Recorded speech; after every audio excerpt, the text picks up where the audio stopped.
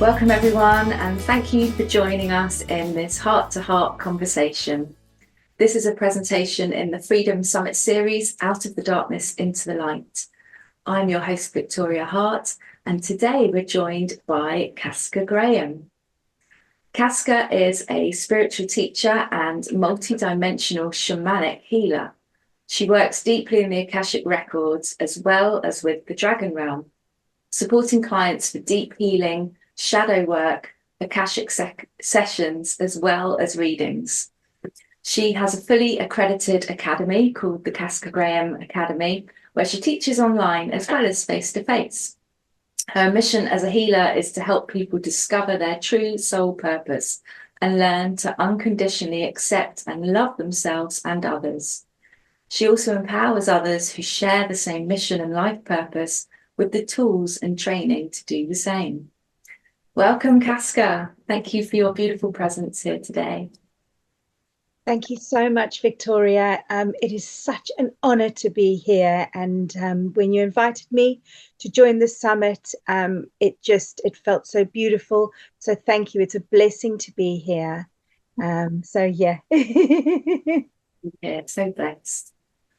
So Casca says, at creation, our newborn souls are pure, but to evolve, we need to learn in order to grow. So we embark on a journey across many incarnations. Every earthbound incarnation is a beautiful soul journey with possibilities beyond our wildest dreams if we can just open our hearts. Just like the strongest steel is forged in the hottest furnaces, the most challenging of lives help us grow. We must understand that the free will we have is a gift, and when aligned with our soul purpose, we not only raise our consciousness, but the collective consciousness of humanity. Now, what a profound and thought-provoking way to dive into the title of the summit, Out of the Darkness into the Light. And so I'm curious, what does that mean for you, Casca? And have you got a personal awakening story that you would like to share? Oh, Victoria, I'm going to start off by saying, it's been a big old journey, this. And the more I've delved deeper into the Akashic Records, the more I've realized that it's not this incarnation. There have been various other incarnations which have been massive, absolutely massive. And, our souls are ancient. They're absolutely ancient. We have been here for a very long time. Not all of us obviously come from Earth and originate here. We come from various different star systems. Some of us actually other galaxies. But we're here. Nonetheless, we're here. And we're all here at this pivotal moment where, we're going through another huge shift on our planet. And these shifts are not uncommon. We have gone through big shifts before, but right now we're going through another big shift. And, our frequency is changing. And we are, we are one energy. We are one collective energy. We are not separate from each other. And we're not separate from Gaia. And everything that's going on in our planet has a domino effect as to what's going on within our galaxy. So, we're going through this massive shift now. And, for a lot of people, it started for them, this big shift in 2020. But for many others, it started long before. A lot of people talk about, 2012, when they started to really start to feel like things were changing for them and they were shifting. And, so a lot of people have had their awakenings, I would say, in the last kind of like 5 years, and some maybe about 10, 15 years. What I will say is I haven't actually had an awakening as such. As a child, I was extremely spiritual. I was very lucky to have the parents that I had because they allowed me to be who I wanted to be. I chose to follow Christianity. I wanted to be in church, but then there were restrictions within that, and my behaviors as a child didn't really kind of fit in very well, but I was supported in that by my parents. I remember being, 4 years old and feeling very connected to angels and fairies. And I had some very profound experiences at that time. With in the nighttime, I would be visited by certain elementals. I was also visited by spirit. So I was awake to that at a very young age, and that never left me. And, I was actually, my mom and I were having a recent conversation because I went to a beautiful primary school. I was born in South Africa, and I was very lucky to go to the primary school I went to. And I actually used to do readings for my teachers when I was like 6, 7, 8, 9 years old. And again, I felt very blessed. Although it was a Christian school, there were children from all different backgrounds. But that was my individuality was actually supported. So I was very, very lucky, very lucky. And then going into teenage life, how I can say it is, things started to get a little bit dark for me. Things started to get a little bit dark. And my intuition became very heightened when I was about 13, 14 years old. I was really seeing that this kind of the separation between dark and light.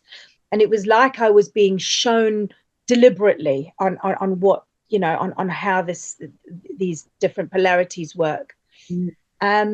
I went through a few challenges as a teenager, as many of us do, and I then moved to England at the age of 18.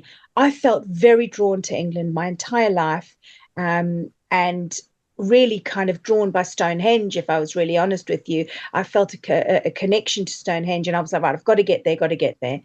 Didn't think I'd end up being in England 25 years later. But this was what my soul had to do. So I left when I was 18, and there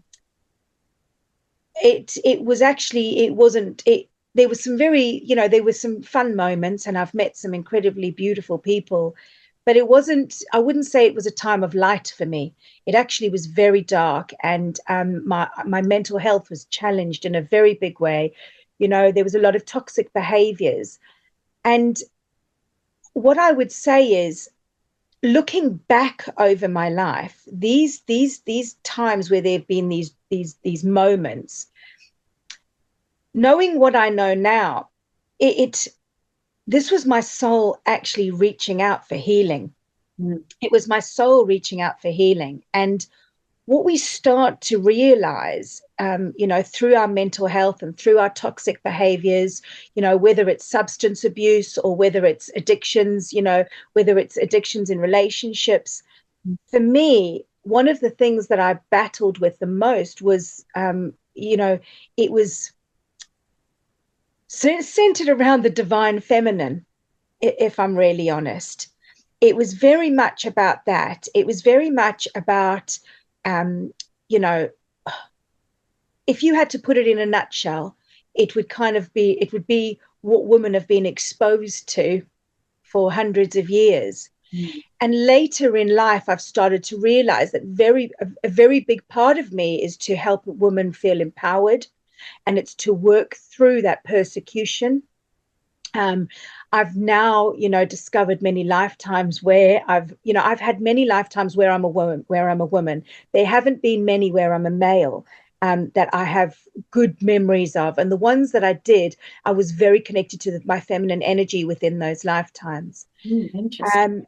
Yeah, it's really interesting. And, when I've done a bit of regression and I've actually really gone in, although I'm masculine, I was still very much in my feminine within those lifetimes. And so these moments of going back, it was narcissistic relationships,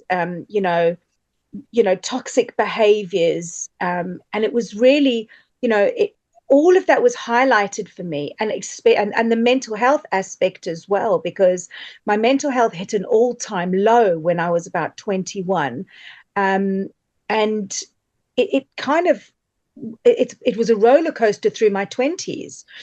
And those behaviors and those things were the things that triggered my mental health. Yes, I was homesick and I missed my family terribly, especially my mom, because we're incredibly close. And I came from such a feminine household. All our animals were female. I lived with my sister and my mom. And my mom she's a powerful matriarch. She used to run a business, and it was all women working for her, all gorgeous, powerful women. So I had that within me already, but I battled that. I battled the what could we call it? I battled the pain of the divine feminine. I struggled with that, and it was highlighted massively within my 20s. When I got to 30, I did my degree fairly late, and I finished my degree in my late 20s. And when I got to 30, I could feel something really shifting in me. I could really feel something shifting. I'd made some big life changes, and I felt like I needed to, sort myself out a little bit. I finished my degree. It was like, okay, you've really got to grow up now. But again, life kind of gave me, and this was in 2010. So life kind of gave me some big challenges with the same things coming up. It was always the same things coming up, toxic relationships, unhealthy behaviors, all that kind of stuff started coming up again. These patterns, these amazing patterns, these repeating patterns. And then I met my partner. And I had after meeting him, it was a very powerful meeting. It was very like, boom. It was literally like, boom, power. And within 2 months, I'd made a huge life change and moved. I'd left my location, and we'd moved in together. Wow. And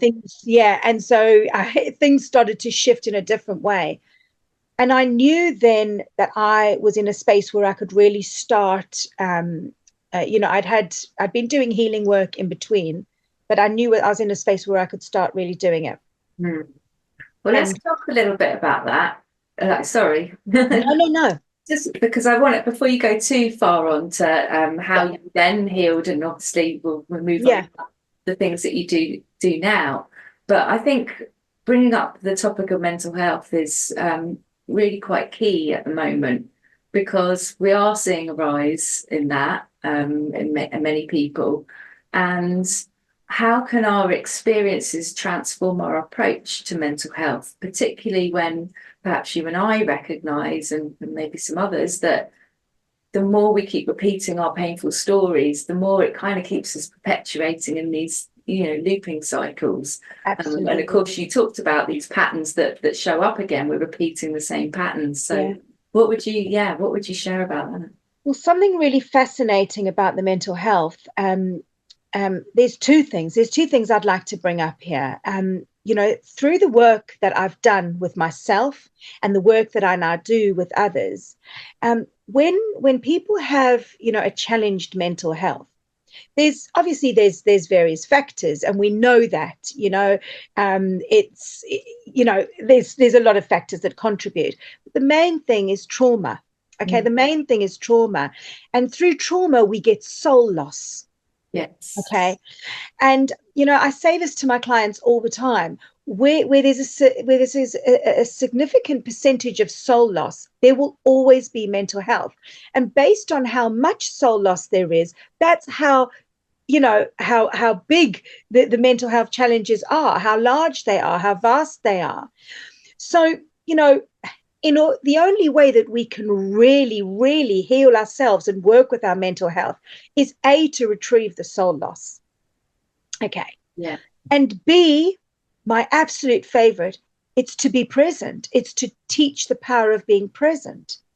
So those two things combined, that is how I have basically healed myself.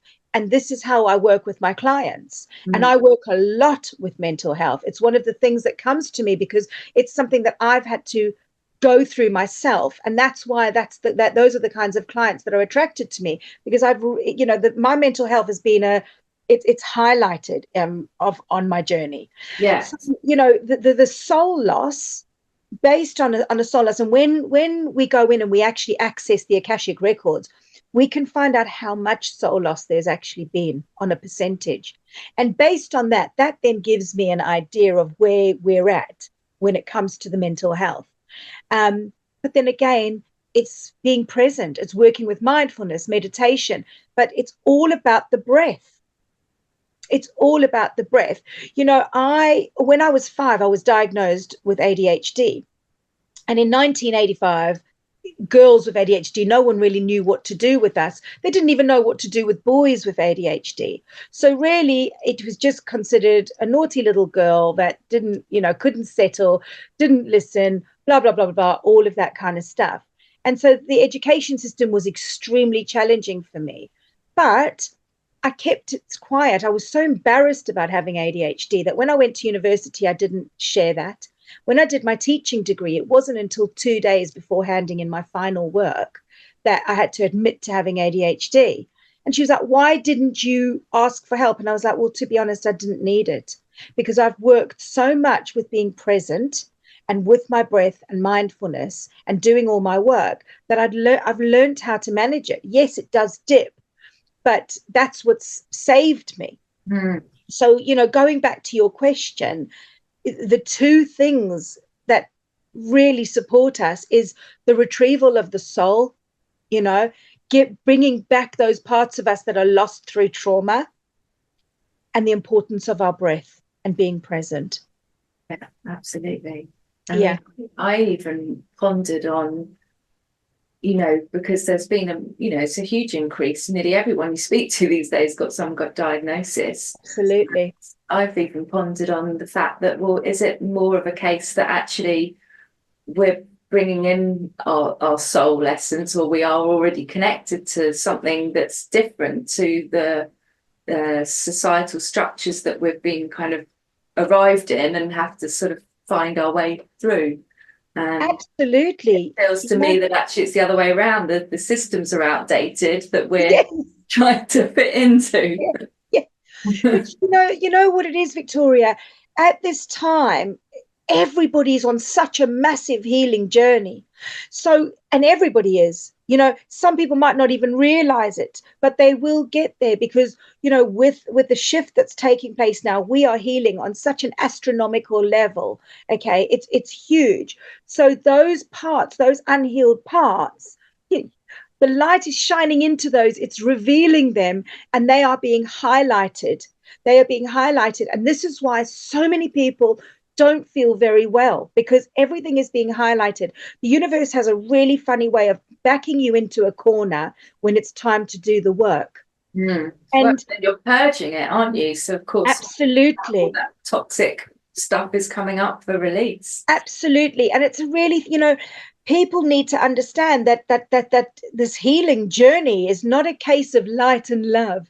It's anything but that. You've got to be really brave and powerful in order to navigate through your own shadows. Because once you do that, once you actually can navigate and be brave enough to go through your own shadows, nothing else will ever scare you again. Absolutely. This is it. We faced our fears, right? Absolutely. And it's, and so that journey is of bravery, the spiritual, when we decide to embark on the spiritual journey, it's one of bravery. You've got to be a warrior in order to get through that, because it's dark. It's dark. It's love and light, but it's dark as well. Yeah. Okay, and so let's switch back, because you were going to share a bit more of your healing journey. So let's talk a little bit about that, and then how maybe the Akashic Records helped you, and perhaps what is the Akashic Records for perhaps people. Okay, brilliant. So I think I just got to the part where I'd relocated. I'd moved from the south coast in the UK to Essex, and I'd started a new life here. I had a baby, and my son kind of triggered another big push of healing for me. And actually, it was a very big step for him, because the mental health came into it. Okay, when he was 4 months old, I went and started to do my teaching degree. I moved heavily into education. But at the same time, I didn't realize that I was actually battling postnatal depression on a really big level. There was such a deep, deep fear um, of my baby. I was so scared. There was so many insecurities that were coming up. I loved him so much that all these insecurities were coming up. And I didn't realize until later on that those were all past life traumas that were coming up to play, of where my child had been taken away from me, where I'd lost my child, the challenges that we've gone through. Again, more divine feminine stuff coming up. And I kind of battled that for a good few years and didn't share it. I kept it to myself. And it wasn't until years later where I was like, actually, that was pretty intense. Because I was constantly in fear. I lived my life constantly in fear. But during that period of time, I also really moved into a space where I started to expand a bit more. I started to work more with the angelic realm, and my intuition started to get much stronger. And my son got really ill, and he nearly died, which kind of was in 2017. And he had an illness. The only other person to ever have this illness was somebody in the 1970s in India. So it was extremely rare, but we were very blessed. That pushed me forwards. And I was then invited to go and teach, doing what I do after going to a women's convention in Iceland and America. And that elevated my practice in a big way, all kind of coming up towards 2020. I had started to delve into the Akashic, and the dragon realm had started to appear to me. So both the Akashic and the dragons came in at the same time. And I was like, okay, this is a new energy coming in. This is really good. And wow. And I remember thinking dragons, and my best friend actually said to me, she went, Cass, people are still just getting their heads around angels. And now you're bringing in the dragons. She was like, are you sure you want to do this? And I was like, it's not about me. It's not about me. It's about what's coming forward. And I'd had these beings reveal themselves to me heavily. It started in 2018 while I was traveling around Europe. And then it really they came in when I was teaching in Iceland in 2019. So I was like, this is how it needs to be. There's no other way. I then had my Akashic Records read by a beautiful woman. And she said to me, this is really going to shift you in a big way. And I was like, okay, let's go for it. And she did. And boy, oh boy, I was holding on to stuff from 33 lifetimes ago. I'd made vows. I had programs running through me, which were manifesting into real experiences. I had all of these things happening. And it gave me it gave me clarity on my life. And at that stage, my relationship had started going really wonky with my son's father as well. So everything kind of started to get highlighted. And I just went gung-ho into the healing side of it. I really did. I allowed it to really do its job and work. And then we went into 2020. And as we know, the whole planet was like, woo! Well, basically thrown into their own healing if they recognize that was that opportunity. Absolutely, absolutely. And in 2020, my academy became fully accredited, which it all just worked out that way. It wasn't planned. It became accredited in the January of 2020. And I had all these plans. I was going to be teaching on the East Coast of America, the West Coast. I was going to go back to Iceland. There was all these plans. And then obviously none of that took place. And I then had to shift my work online. Everything went online. I had created a modality, which was the Dragon Reiki, which was absolutely beautiful. Although Dragon Reiki is out there, I formulated it into a way that was specific.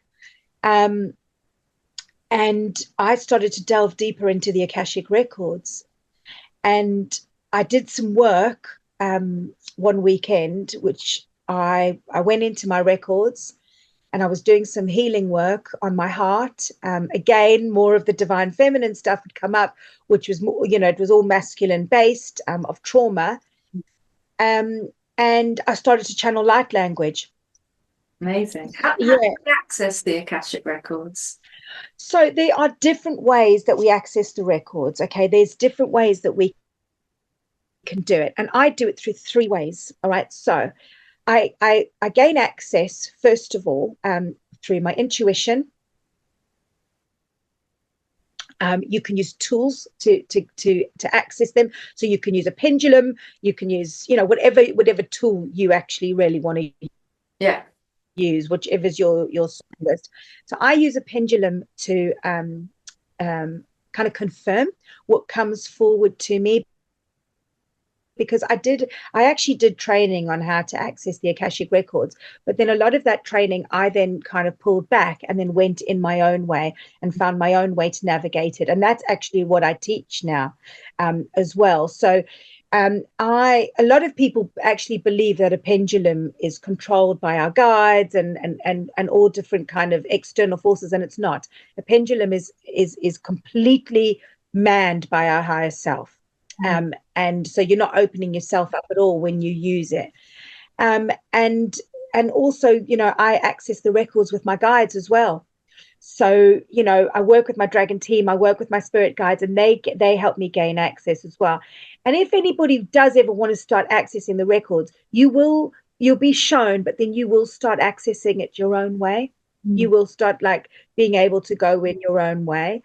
And it's pure intention, Victoria. It's pure intention as well. You've got to want to do it and be ready for it. Okay. So when I'd started doing that, I'd started to channel light language, and everything shifted.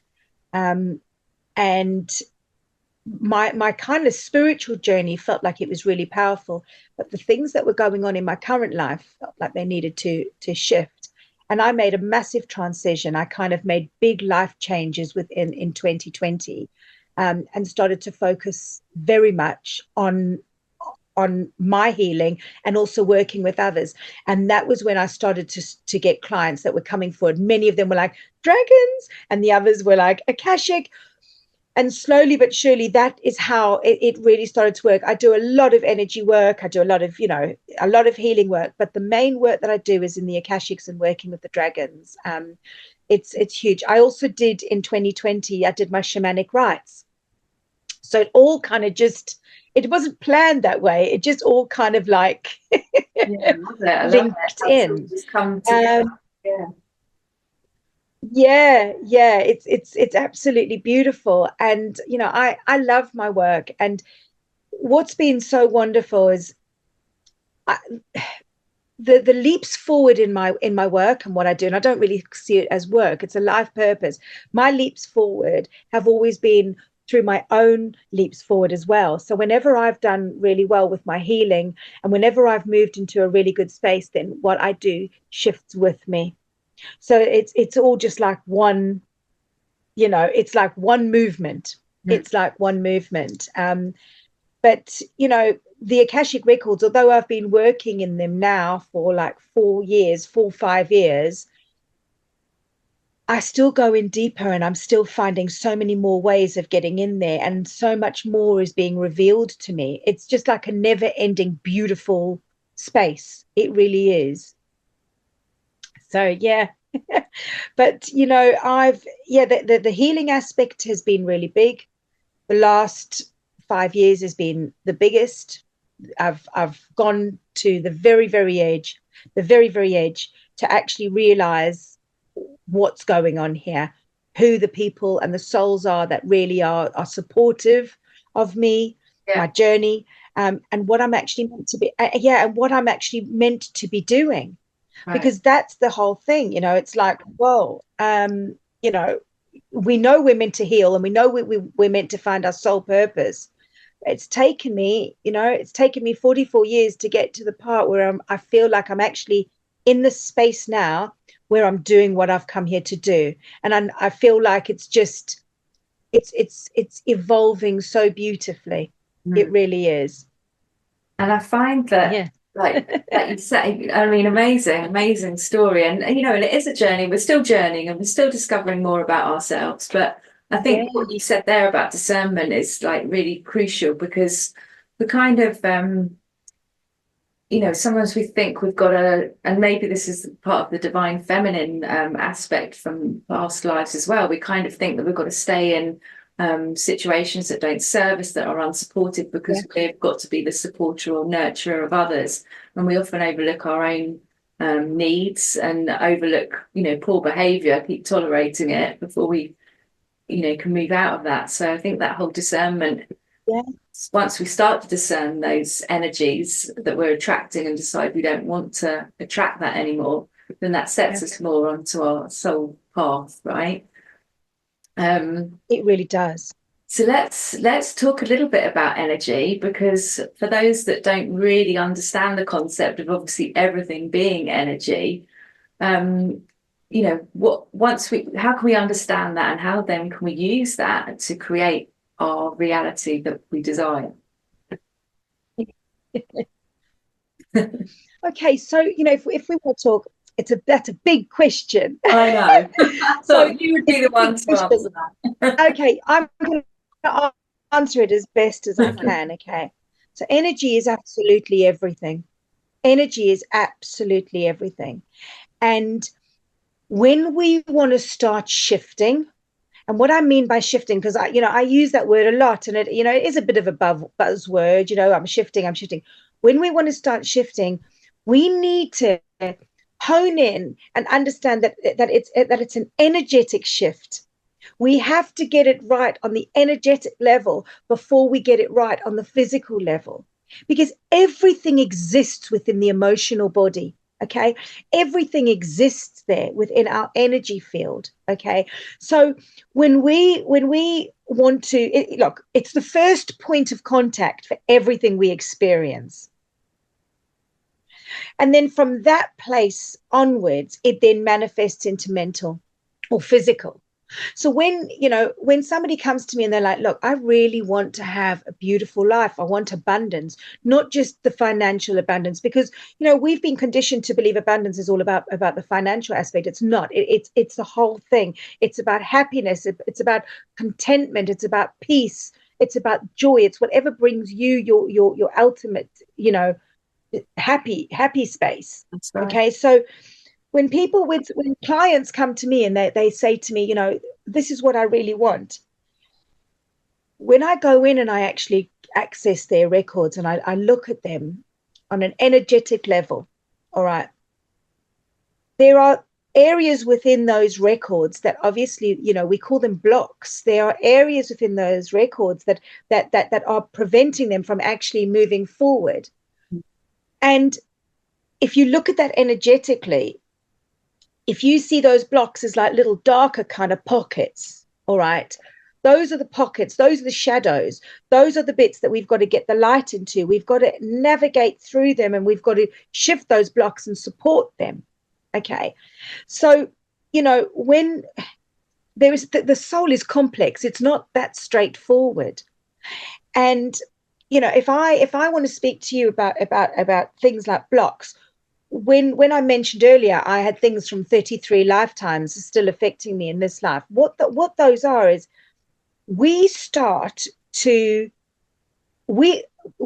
victims of our life and our circumstances. Okay, we're not the victims of our circumstances. We are the creators. And that's a really hard pill for people to swallow. Okay, because it's like, hang on a sec. You're telling me that everything I've experienced in this life, I've created. Yes, I am. And I know that that's really, that's, and especially when we look back at the really traumatic events, it's like, hang on a sec. That's not fair. I would never have done that to myself. And it's not that you're doing it to yourself intentionally. It's because of your soul's journey. It's because of your soul's journey. And so when we move out of that space where we realize that we are the creators of our circumstance and not the victims, that's the most empowering space to be in. Okay, it's like, whoa.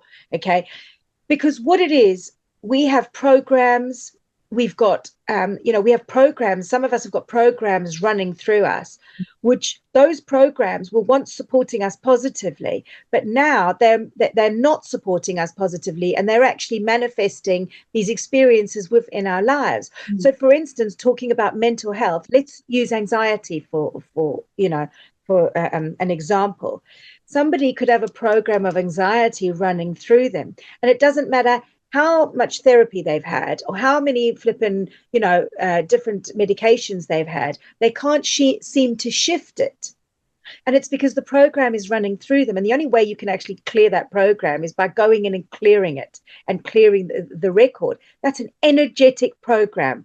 So when you're talking about energy, that's how powerful energy is. So once that program clears, all of a sudden, this client's like, not waking up with that fuzzy feeling in my stomach every single morning. That's right, because we've cleared that energetic program. Once we start to clear and heal these programs, our frequency, our vibration begins to rise. And once our vibration begins to rise, we are then able to start manifesting more. Yeah. All energy. It's all energy. We are then able, you cannot manifest with a low frequency, a low vibration. It doesn't work. Yeah. So once that frequency starts to rise, we're then able to start manifesting. Our thoughts become more positive so that we're not manifesting corrupt situations. Right. And we haven't got the programs running through us, which is now creating those negative experiences. So it's a whole big collection of power. And it's all about shifting the energy, so when you talk about energy, that's it. That's how it works. And, for me, as a healer, I'm able to bring in the energy. I'm able to bring in the mind, the body, the soul, work with the energies of the planet, work with the dragons, whoever else wants to jump in. I work so much with light. Like energetic light. So, all of those combined create that space where we're actually able to start living our truth in an abundant way. It's so powerful and so beautiful. And the thing is, Victoria, everybody can do this. The energy is not separate. No. It's a case of tapping into it and understanding it. Yeah. And I think you explained that beautifully, like really coherently. So thank you for that. I hope so. And one thing I was getting as you were explaining, the anxiety, and of course, we hear that a lot, people are anxious about, and really it's kind of like the anxious of the unknown. But of course, if we want to really embrace life and be the adventurer of life and really see what's possible, we kind of have to embrace the unknown. And when we talk about energy, if we were to look at it like hot and cold water, it's the same thing, but a different essence of it. So we could say at the other end of anxiety is actually excitement, right? And, it's that same like churning of the stomach when you're excited about something, or maybe going on a roller coaster, but we label it as, we label it differently. And then that actually affects our thinking about how it's going to show up, and then of course that becomes our reality. So we're kind of absolutely. Yeah, absolutely. Yeah. And as you know, it's all energy at the end of the day, because you can, if you're using anxiety, you can feel somebody's anxious energy. If you're standing near them, you can actually feel it. You can feel it, and you don't have to be an energy worker. You can pick up on it. It's strong. It's powerful. Yeah, but if you walk into a room and someone's just had an argument, perhaps you can still feel that heavy energy in the room, even though the event is over, right? Yep, absolutely. Yeah. So let's explore a little bit more, like, what is the significance then of embracing both our light and shadow sides?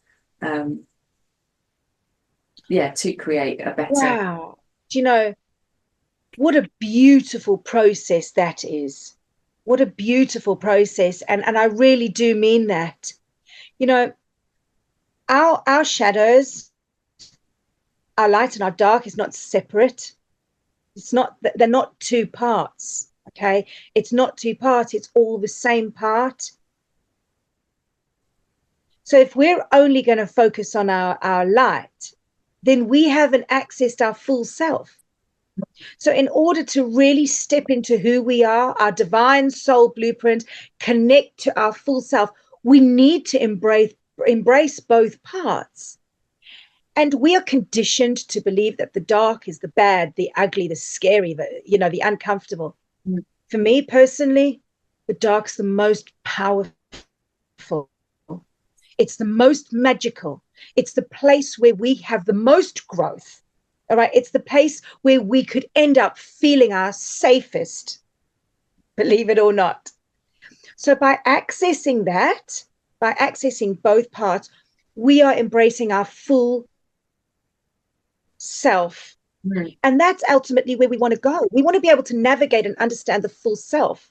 But we are conditioned to believe that the light is the nice, fluffy, safe, and the dark is the scary. But it's not scary.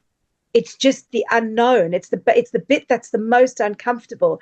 And for anybody that practices mindfulness, you will know, in order to manage your pain, in order to manage your negative emotions, you have to learn to befriend them. Because how are you ever going to manage anything that you don't understand? Right.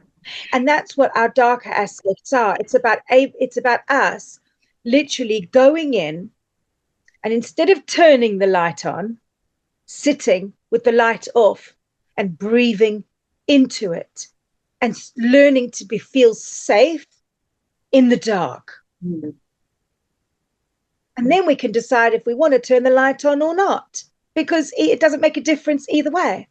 Okay. And that's ultimately how we want to navigate through both aspects. I love how you've described that. And of course, if we're only reaching for the light, then we're kind of bypassing or keeping part of ourself, which is part of the magic of our true selves. Yes, the juicy bit. Yeah. Yeah. And you know what? The powerful souls, the people that get to a stage in their life, the ones that are powerful, are the ones that really, they can sit comfortably in the dark. They can sit comfortably. And ultimately, we want to all get to that part. We want to get there, because what are we running away from? Why do we want to not be able to sit with ourselves fully? And that, that says a lot. When it comes to like unhealthy behaviors, addictions, all those types of things, they are all the product of not being able to sit with yourself. Yeah, finding. So when clients come, it is. It's like when clients come forward, it's like, what is it about yourself that you can't sit with? And that sounds blunt. It sounds very blunt, but it's really true. What can't you sit with? That's a beautiful question. It's a beautiful question. And often I haven't even thought about it. It's like, just the question alone is like, Well, often because it's my God. Often because we're pointing the finger outside of ourselves, it's someone else's fault or something else to blame, rather than absolutely turning it in on ourselves and really asking that question. Yeah, absolutely. So then why do you feel that this is a real critical time for humanity and the evolution of our beautiful planet?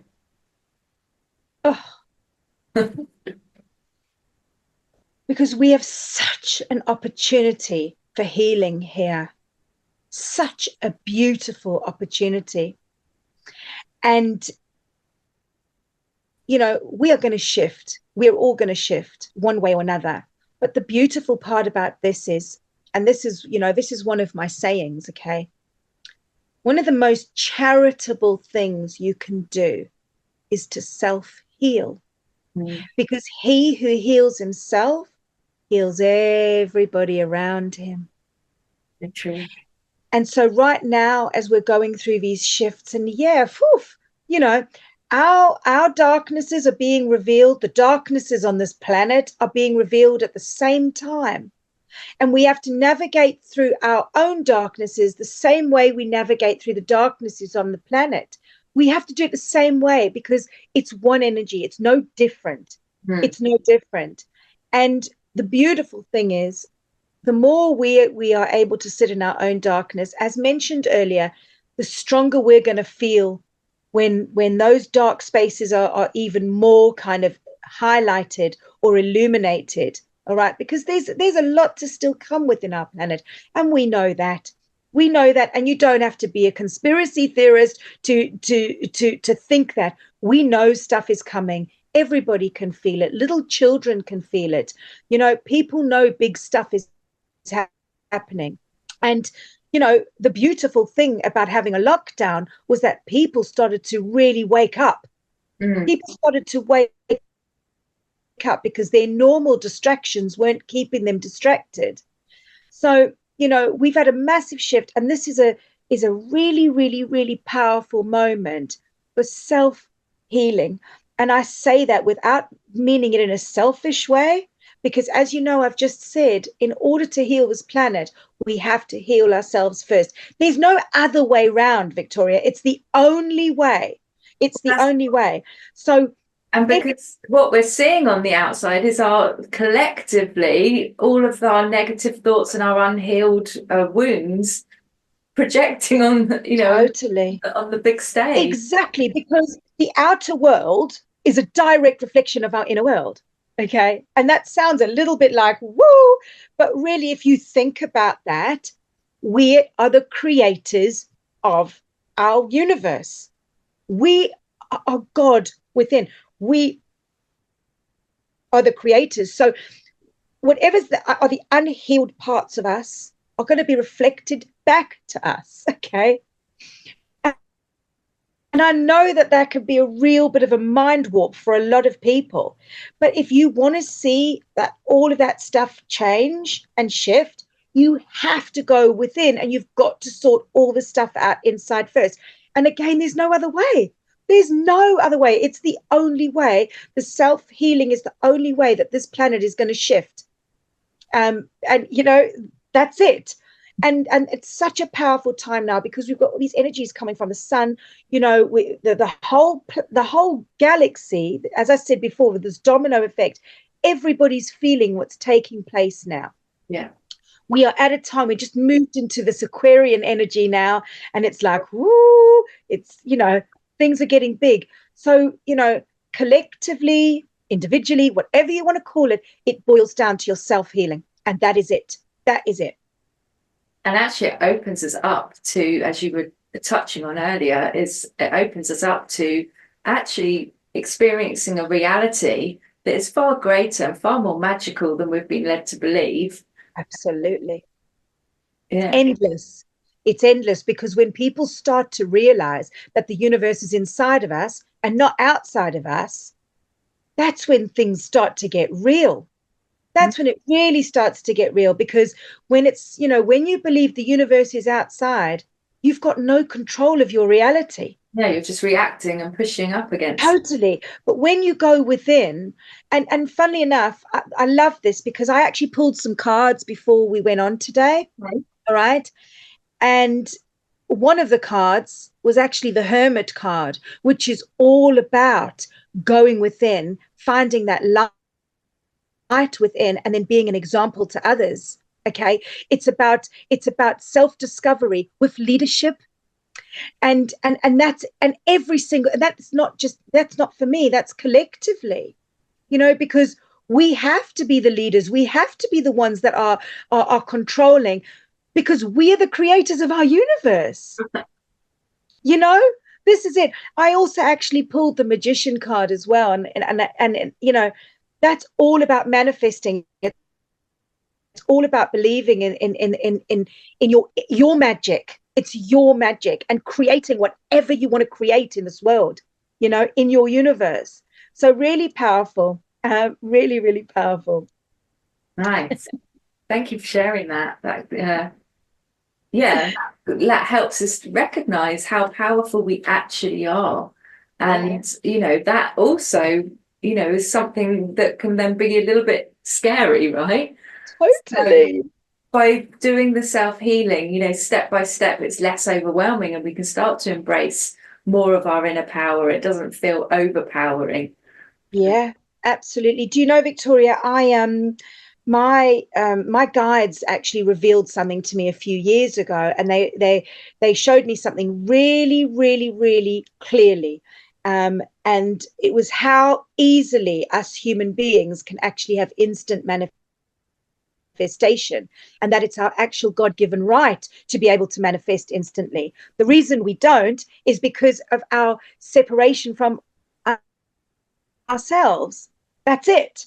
Yeah. And they showed it to me, and I was like, oof, okay, this is just insane how easily it is to manifest. But we can't get to that point until we heal those aspects of ourselves and actually start to see ourselves as the creators and see ourselves as God and recognize the power and the divinity within ourselves. We won't be able to manifest until we get to that point. And that's why the manifesting comes slowly. It comes slowly. The more we heal, the more we manifest. Well, thank goodness, really. Otherwise, what else could be living in? Yeah. Amazing. I've really enjoyed this conversation with you. I think we've really opened it up to really inspiring and thought-provoking content. And as we come to the end of our time together, Casca, is there anything else that you would like to share at this moment that you think would be beneficial to all of those listening? And then perhaps you'd like to share a little bit about how people can work more closely with you. Okay, amazing. Well, first of all, Victoria, I just want to say thank you so much for having me today. And I've really enjoyed being in this space with you and just sitting and connecting. It's just been magical and beautiful. And yes, I'm just sending you so much love from my heart. And to everybody else that's watching as well, I'm sending so much love. And I give you courage and power as you embark on your healing journey, and just feel that energy within you and know that you are strong, and that you are, tap into your inner strength and navigate through your shadows like a powerful warrior, because each and every one of you has it within you to do this. Okay. And if anybody feels drawn to me and my energy and feels that they'd like to, work more with me or understand more about what I do, you can access me on Facebook as a social media. I have a page, which is the Casca Graham Academy. So you can follow that. I also have a website, which is cascagraham.com, where you'll be able to, message me directly through there. A lot of my stuff is on there, my blogs. And I'm on Instagram as well as Casca Graham. So, I'm quite easy to find. And, I offer beautiful Akashic record readings. And I work with my clients beyond just one reading, because I know that when we start to have when we access our Akashic records, it's a really big journey. It's not just a case of me doing a reading and a clearing and then going, okay, ta-ta. I actually hold your hand through the entire process, because I need to just say this. The most important thing you've got to understand is I'm not healing you. You're actually healing yourself. I'm here holding your hand, like being your biggest cheerleader while you're doing it. And that's the way I describe my work, because ultimately it's a self-healing journey. I'm just here to guide you and support you. So, that's how you can find me. And, I can do an Akashic record readings. I also do intuitive readings and lots of healing work as well. And obviously courses and workshops. Amazing. What a wide selection of beautiful talents, offerings and divine gifts that you hold and able to share with us. Yeah. So thank you, Casca, for sharing such a deeply personal story of transformation, which I'm sure offers the inspiration and hope for others who are embarking on this incredible and empowering journey. So thank you for that. Thank you so much, Victoria. So I've been speaking with spiritual teacher and multidimensional shamanic healer, Casca Graham. And thank you for listening to this heart-to-heart conversation brought to you by theconsciouscreationcoach.com, empowering you to create a new story of your life. Thanks for watching.